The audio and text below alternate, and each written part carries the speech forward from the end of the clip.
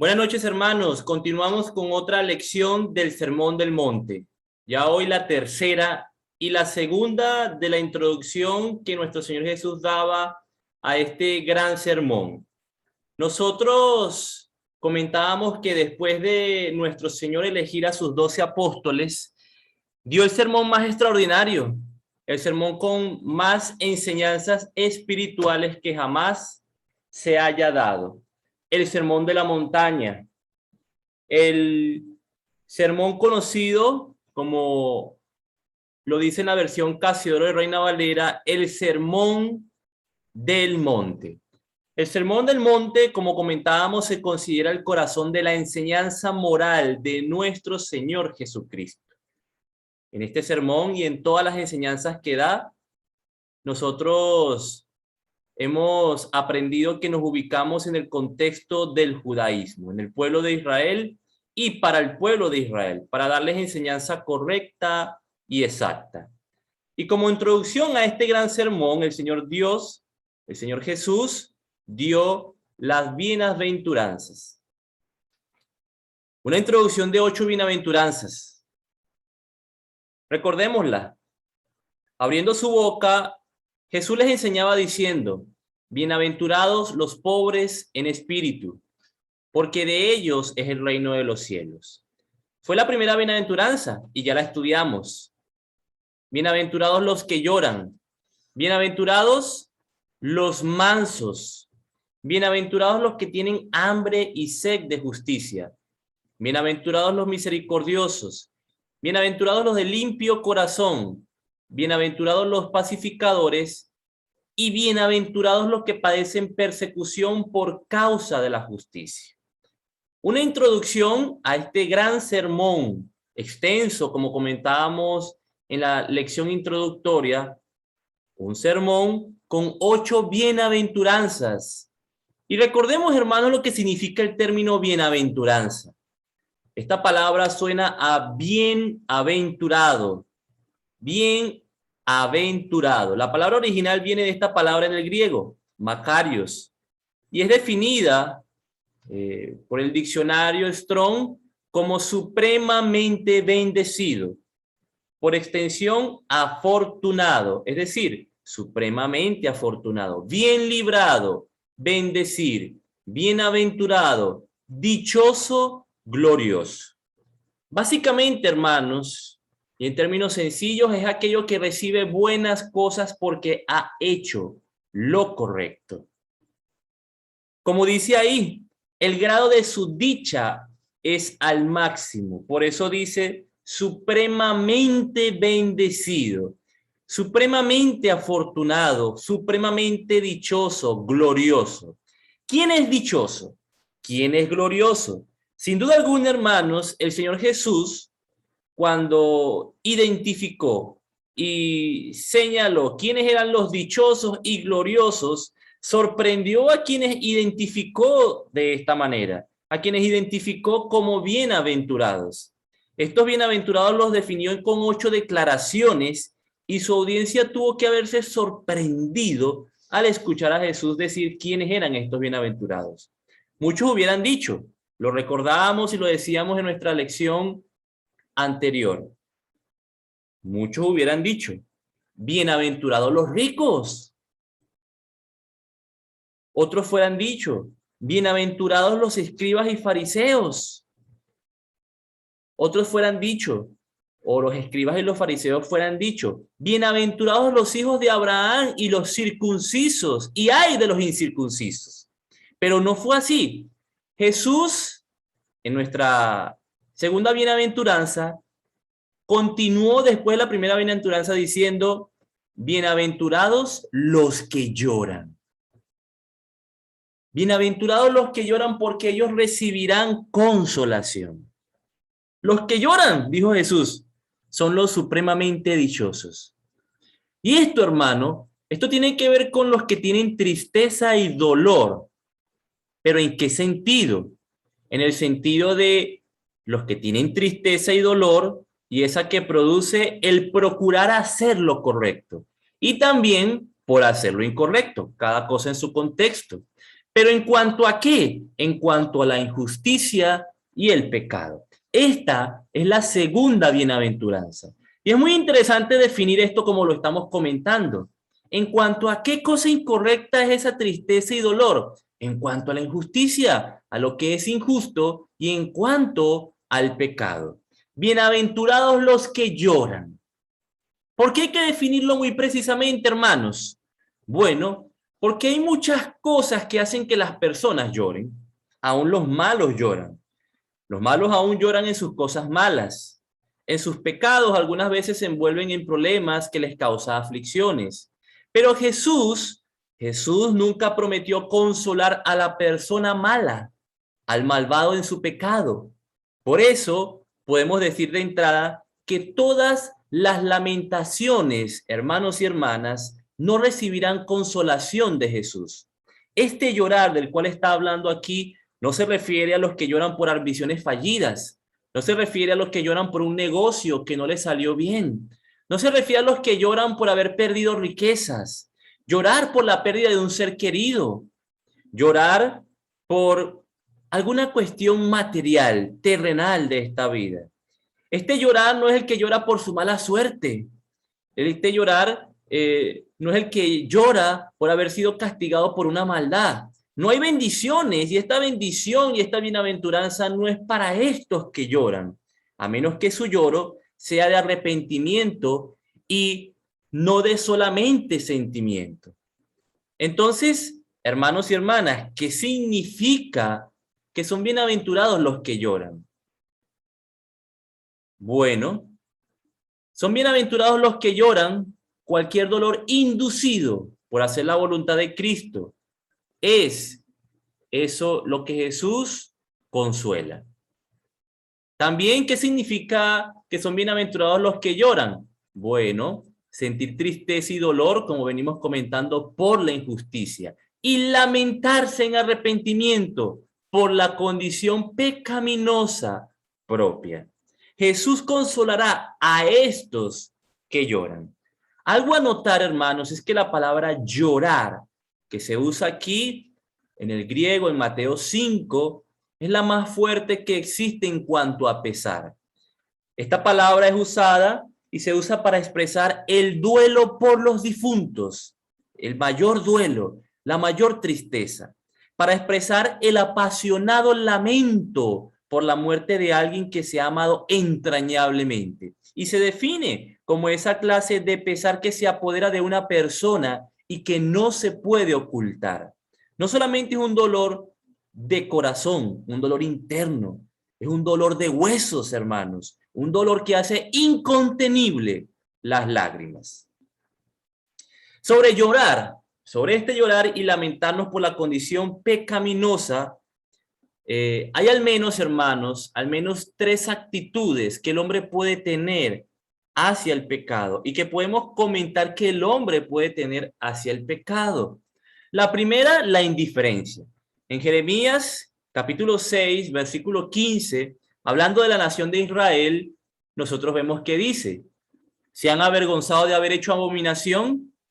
Ciertamente no se han avergonzado, ni aún saben tener vergüenza. Por tanto, caerán entre los que caigan. Cuando los castigue, caerán, dice Dios. Ellos no lloraban. En el contexto, estos no lloraban. No se lamentaban por su condición ante Dios. Otra de las actitudes que el hombre puede tener hacia el pecado es la terquedad.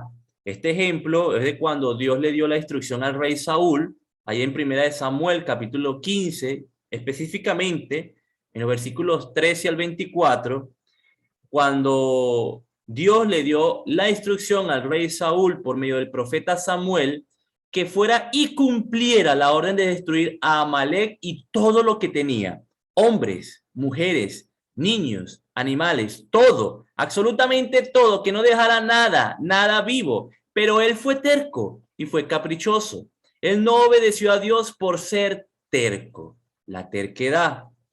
Casi que Saúl no reconoce su pecado porque empezó a justificarse, empezó a echarle la culpa al pueblo, empezó a decir que todo estaba bien o que era lo mejor, que lo había hecho por tal cosa u otra, que era para ofrecérselo a Dios, inclusive dijo.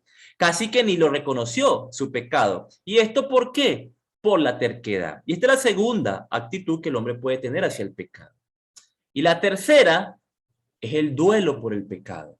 Es decir, llorar por el pecado, la que encontramos aquí en esta bienaventuranza, la cual implica nuestra bienaventuranza, duelo por el pecado.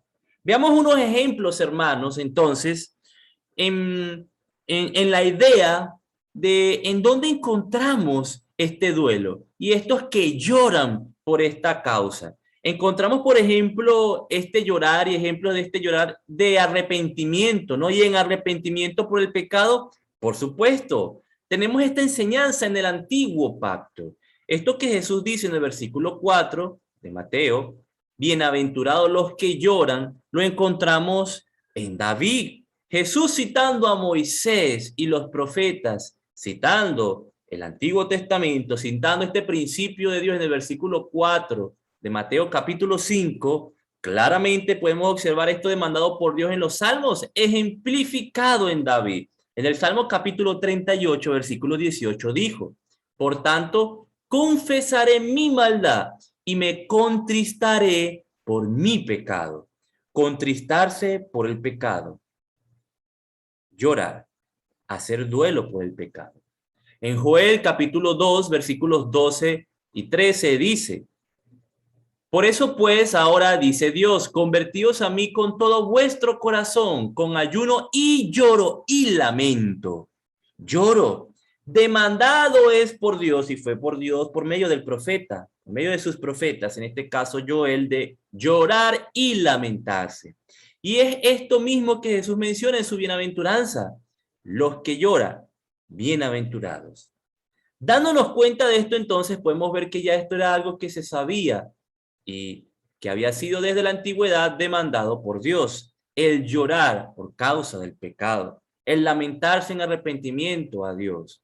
Con esto, hermanos, aprendemos nuevamente que Jesús no estaba enseñando algo nuevo. Jesús estaba recordando y enseñando correctamente a sus seguidores sobre la ley y las demandas que ellos ya conocían de parte de Dios. Jesús les enseñaba que no estaban de luto a ellos por su triste condición de estar alejados de Dios. Y les enseñaba correctamente que tenían que recordar esto. Esta demanda de Dios, hermanos, nos hace recordar lo que sucedió con Pedro, por ejemplo. Pedro negó 3 veces a nuestro Señor Jesús. ¿Y qué sucedió con Pedro cuando negó a Jesús? Bueno, hermanos, dice que lloró amargamente. Pero leyendo el versículo 13 de lo que dice Joel 2, nosotros vemos que sigue la demanda de nuestro Dios cuando dice, rasgad vuestro corazón y no vuestros vestidos. Fíjense, convertíos a vuestro Dios, porque misericordioso es y clemente, tardo para la ira y grande en misericordia, y que se duele del castigo. Rasgad vuestro corazón. Convertíos a mí con todo vuestro corazón, con ayuno, lloro y lamento. En Mateo capítulo 26, vemos ese llorar de Pedro conforme a esta bienaventuranza, hermano. Cuando Pedro se acordó de las palabras de Jesús, cuando Jesús le dijo, antes que cante el gallo me negarás 3 veces. Y saliendo fuera, ¿qué pasó con Pedro cuando recordó y se acordó de esto? Lloró, dice el texto en Mateo 26, que lloró amargamente. Fíjense, el máximo duelo y lamento, el llorar amargamente. Y bueno, una de las promesas y la promesa que hace Dios a estos que lloran, como Pedro, es que recibirán consolación. Esta enseñanza, hermanos, también la encontramos, y este ejemplo de bienaventuranza de los que lloran, lo encontramos también en el nuevo pacto. Lo encontramos también en la actitud que tuvieron aquellos que, por ejemplo, habían sido convencidos de pecado, de justicia y de juicio en el día de Pentecostés, cuando al oír la predicación de Pedro, se compungieron de corazón, en Hechos 2:37. Y dijeron a Pedro, bueno, ¿qué vamos a hacer? ¿Qué hacemos? Este duelo, este compungir, hermanos, puede verse como de una manera sinónima, y puede resultar, y resulta en el propósito de esta bienaventuranza, arrepentimiento, dolor, una tristeza, un lloro, un compungir que los llevó a hacer algo, convertirse, como dice Joel, actuar para solventar su condición espiritual alejada de Dios por causa de su pecado. Y por eso, al resolver esa situación, esa condición espiritual alejada de Dios por causa de su pecado, posteriormente vendrá la consolación. Hermanos, lamentarnos por la condición pecaminosa propia, llorar y lamentarnos de nuestra condición pecaminosa en arrepentimiento fue demandado y es demandado para los cristianos. En el caso de los corintios, en 1 Corintios 5, nos damos cuenta de cómo fueron exhortados a tener ellos una posición y actitud a una situación de pecado que estaban teniendo. Dice el texto, fíjense cómo les dice Pablo, y vosotros estáis envanecidos, ¿no debierais más bien haberos lamentado? Allí está, lamentado para que fuese quitado de medio de vosotros el que cometió tal acción. Fíjense cómo les dice Pablo, en lugar de enorgullecerse, debería haber lamentado la condición en la que estaban ellos y que Pablo considera, en la que estaban ellos allí permaneciendo. Deberían haberse lamentado de su condición. Lamentarse, llorar. Esta enseñanza, hermanos, la encontramos entonces en el Nuevo Pacto, mandada por los apóstoles y mandada en el caso de Pablo a los Corintios. Y en 2 Corintios, sobre este lloro, este duelo, esta tristeza, dice, la tristeza que es según Dios produce arrepentimiento para salvación. Y por esta razón, hermanos, es que Jesús dijo que los que lloran serían reconfortados, consolados, porque este llorar en esa misma tristeza que es según Dios, ¿en qué resulta esa tristeza? En arrepentimiento para salvación. Resulta en eso. Consolación, como el apóstol Pablo, que en su tristeza y humillación, hermanos, si recordamos su conversión, cayó en lo más bajo, estando en una condición de llegar a ni siquiera comer ni beber por 3 días. Consolación que recibió después y consolación como la que le dio Jesús también al apóstol Pedro por llorar amargamente por causa de su propio pecado. Consolación como la del carcelero de Filipos, cuando en Hechos 16:34 nos dice que llevando a casa a Pablo y Silas, les puso a la mesa y ¿qué? Y se regocijó con toda su casa de haber creído en Dios. Se regocijó, recibió consolación. Este, hermanos, es un principio de Dios, otro principio de Dios. El segundo que Jesús enseñó en esta segunda bienaventuranza del Sermón del Monte. Una enseñanza que, como vemos entonces, no era nueva. Una enseñanza que todo hijo de Dios iba a reconocer como bien sabida. Era también necesaria en su vida y que era demandada por Dios para él. Hoy también es así para nosotros. Son principios, mandamientos también, como este segundo, para nosotros, para aplicarlas en nuestras vidas y una enseñanza de parte de Jesús también como un principio divino para todo hijo de Dios en toda época y en todo contexto. Aprendemos esto, hermanos, y una de las cosas que hemos aprendido es esta, que hay principios de Dios para el hombre en todo tiempo, en toda época y en todo lugar, que debe permanecer en ellas.